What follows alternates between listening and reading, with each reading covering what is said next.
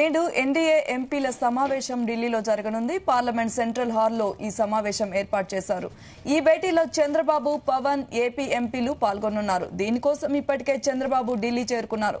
ఈ భేటీ అనంతరం మోడీ తనకు మద్దతు తెలుపుతున్న ఎంపీల జాబితాను రాష్ట్రపతి ద్రౌపది ముర్ముకి సమర్పించి ప్రభుత్వ ఏర్పాటుకు సంసిద్ధత వ్యక్తం చేయనున్నారు. మోదీతో పాటు కూటమి సీనియర్ నేతలు చంద్రబాబు నాయుడు, నితీష్ కుమార్ కూడా రాష్ట్రపతిని కలుస్తారని కూటమి వర్గాలు వెల్లడించాయి. ఎన్డీఏలోని పార్టీల అధ్యక్షులు కూడా మోడీకి మద్దతుగా రాష్ట్రపతికి లేఖలు సమర్పించనున్నారు.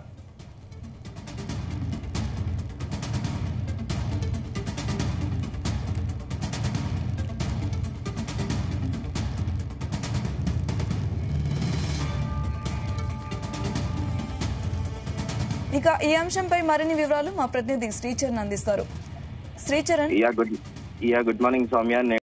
ఎన్డీఏ ఎంపీల సమావేశం ఢిల్లీలో జరగనుంది. పార్లమెంట్ సెంట్రల్ హాల్లో ఈ సమావేశం ఏర్పాటు చేశారు. ఈ భేటీలో టీడీపీ అధినేత చంద్రబాబు నాయుడుతో పాటు జనసేన అధినేత పవన్ కళ్యాణ్ తో పాటు ఏపీ ఎంపీలు కూడా పాల్గొననున్నారు. దీనికోసం ఇప్పటికే చంద్రబాబు నిన్న రాత్రి ఢిల్లీకి చేరుకున్నారు ప్రత్యేక విమానంలో. ఈ భేటీ అనంతరం మోదీ తనకు మద్దతు తెలుపుతున్న ఎంపీల జాబితాను రాష్ట్రపతి ద్రౌపది ముర్ముకు సమర్పించి ప్రభుత్వ ఏర్పాటుకు సంసిద్ధత వ్యక్తం కూడా చేయనున్నారు. మోదీతో పాటు కూటమి సీనియర్ నేతలు చంద్రబాబు నాయుడు, నితీష్ కుమార్ కూడా రాష్ట్రపతిని కలుస్తారని కూడా కూటమి వర్గాలు వెల్లడించాయి. ఎన్డీఏలోని పార్టీలో అధ్యక్షులు కూడా మోదీకి మద్దతుగా రాష్ట్రపతికి లేఖలు కూడా సమర్పించనున్నారు. అయితే ఇప్పటికే కూడా ఈ భేటీ అనంతరం కూడా ప్రస్తుతం పోర్ట్ఫోలియోస్ ఎవరెవరికి ఏ పోర్ట్ఫోలియోస్ ఇచ్చిపుచ్చుకోవాలనే దానిపైన కూడా ప్రస్తుతం చర్చ నడుస్తా ఉంది. అయితే మెయిన్ పోర్ట్ఫోలియోస్ ఏవైతే ఉంటాయో అవి బీజేపీ వద్దే ఉంటాయని కూడా ప్రస్తుతం ప్రచారంలో ఉంది.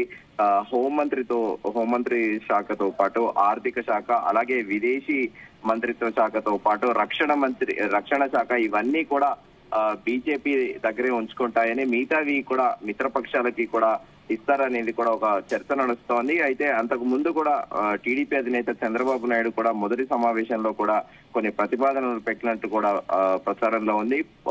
లోక్సభ స్పీకర్ తో పాటు ఆంధ్రప్రదేశ్ కి స్పెషల్ స్టేటస్ కూడా కోరారని, దానితో పాటు రోడ్ ట్రాన్స్పోర్ట్ తో పాటు అగ్రికల్చర్ డిపార్ట్మెంట్స్, అలాగే రూరల్ డెవలప్మెంట్ తో పాటు ఐటీ కమ్యూనికేషన్స్, అలాగే హెల్త్ అండ్ ఎడ్యుకేషన్ తో పాటు హౌసింగ్ అండ్ అర్బన్ అఫైర్స్ తో పాటు ఫైనాన్స్ మినిస్టర్ ఆఫ్ స్టేట్ కూడా ఇవన్నీ కోరినట్టు కూడా దాదాపు 8 శాఖలు కూడా కోరినట్లు కూడా విస్తృతంగా ప్రచారం జరుగుతోంది. మరోవైపు జేడీయూ నుంచి నితీష్ కుమార్ 3 కేబినెట్ బెర్తులు కూడా అడిగినట్లు కూడా తెలుస్తోంది. రైల్వేస్ తో పాటు ఆగ్రో ఇండస్ట్రీస్ కూడా అడిగినట్లు కూడా తెలుస్తోంది. ఇంకా శివసేన పార్టీ వచ్చేసరికి ఏక్నాథ్ షిండే కూడా ప్రపోజల్ పెట్టారనేది కూడా ప్రచారంలో ఉంది. 3 కేబినెట్ బర్త్లతో పాటు 2 మినిస్ట్రీ ఆఫ్ స్టేట్ కూడా అడిగినట్టు కూడా తెలుస్తోంది. ఇంకా చిరాగ్ పాస్వాన్ ఎల్జీపీ పార్టీ నుంచి ఒక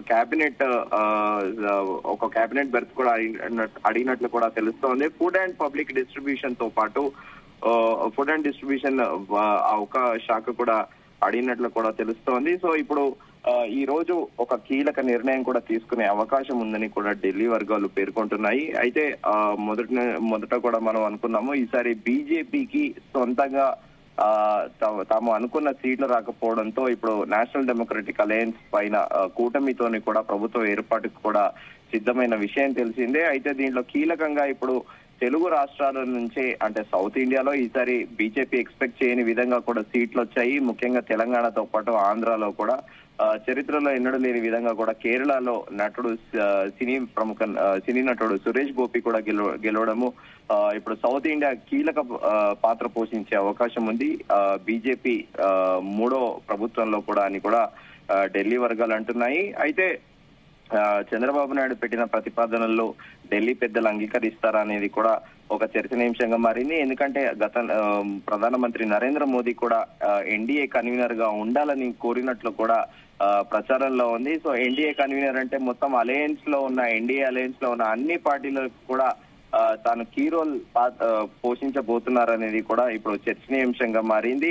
అలాగే మన రాష్ట్రానికి వస్తే చూసుకుంటే 8 మంది ఎంపీలు గెలిచారు. సో వీరిలో 3కి ఈసారి కేబినెట్ బెర్తులు ఖాయమని కూడా అంటున్నారు. దాంట్లో ప్రముఖంగా మహిళా కోటాలో ఇటు డీకే అరుణకి కూడా అవకాశం ఉందని కూడా అంటున్నారు. ఎందుకంటే దాదాపు 1952 నుంచి కూడా పాలమూరులో మొట్టమొదటిసారిగా కూడా ఒక మహిళగా గెలిచి కూడా ఆమె చరిత్రలో నిలిచారు. ఎందుకంటే ఇంతవరకు ఎప్పుడు కూడా పాలమూరు నుంచి ఒక మహిళ ఎన్నిక అవ్వలేదు. దాదాపు 17 లోక్సభ ఎన్నికలలో కూడా మొదటిసారిగా కూడా ఆవిడ గెలిచారు. సో ఈసారి కూడా మహిళా కోటాలో డీకే అరుణకు ఖచ్చితంగా ఒక పోర్ట్ఫోలియో ఇస్తారనేది కూడా ప్రచారంలో ఉంది. దాంతో పాటు ఈటెల రాజేందర్ కూడా కీలక శాఖ ఇవ్వనున్నారు. అలాగే బీజేపీ రాష్ట్ర అధ్యక్షుడు కిషన్ రెడ్డికి కూడా ఈసారి మరో కీలక పోర్ట్ఫోలియో కూడా ఇవ్వనున్నారనేది కూడా ప్రస్తుతం చర్చ నడుస్తోంది. అయితే దీని మీద పూర్తి క్లారిటీ మనకి ఈ రోజు సాయంత్రము ఢిల్లీలో సమావేశం అనంతరం కూడా ఈవినింగ్ అఫీషియల్ గా కూడా ఒక అనౌన్స్మెంట్ అనేది వస్తుంది. వచ్చాక కూడా మంత్రులు ఎవరెవరి అనేది కూడా దాని మీద ఒక క్లారిటీ వస్తుంది. అయితే 9వ తారీఖు మాత్రము ప్రధానమంత్రి కొంతమంది కేబినెట్ మినిస్టర్లతోని ప్రమాణ స్వీకారం చేస్తారనేది కూడా ఒక చర్చ నడుస్తోంది. మనకి సాయంత్రం దీనిపైన పూర్తి స్థాయి క్లారిటీ వచ్చే అవకాశం ఉంది సౌమ్య. అయితే బీజేపీ నేతల స్థానాల్లో చాలా భారీ మార్పులు జరిగే అవకాశం ఉంది అనే వార్త వచ్చింది. మరి ఎవరెవరికి ఎలాంటి స్థానాలు ఇచ్చే అవకాశం ఉంది?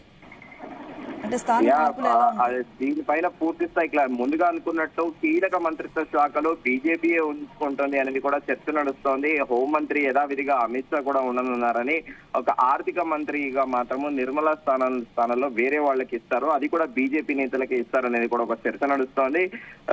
మినిస్ట్రీ ఆఫ్ ఎక్స్టర్నల్ అఫైర్స్ గా మాత్రము డాక్టర్ ఎస్ జయశంకర్ కూడా కొనసాగనున్నారనేది కూడా చర్చ నడుస్తోంది. రక్షణ మంత్రిగా కూడా మరోసారి కూడా రాజ్నాథ్ సింగ్ కూడా కొనసాగనున్నారనేది కూడా చర్చనీయాంశంగా మారుతుంది. ఈసారి జేపీ నడ్డాకి కూడా ఒక పోర్ట్ఫోలియో వచ్చే అవకాశం ఉందని కూడా చర్చ నడుస్తోంది. అయితే పూర్తిగా ఇప్పుడు ఎన్డీఏ కూటమి సభ్యులు మిత్రపక్షాలు పెట్టిన ప్రపోజల్ ని కూడా యాక్సెప్ట్ చేయాల్సిన పరిస్థితి ఇప్పుడు బీజేపీకి ఆవశ్యకత ఉంది. సో దీనిపైన పూర్తి స్థాయి క్లారిటీ మనకి మధ్యాహ్నం లేదా సాయంత్రం వరకు ఒక అఫీషియల్ గా కూడా డిక్లేర్ చేసే అవకాశం ఉంది సౌమ్య.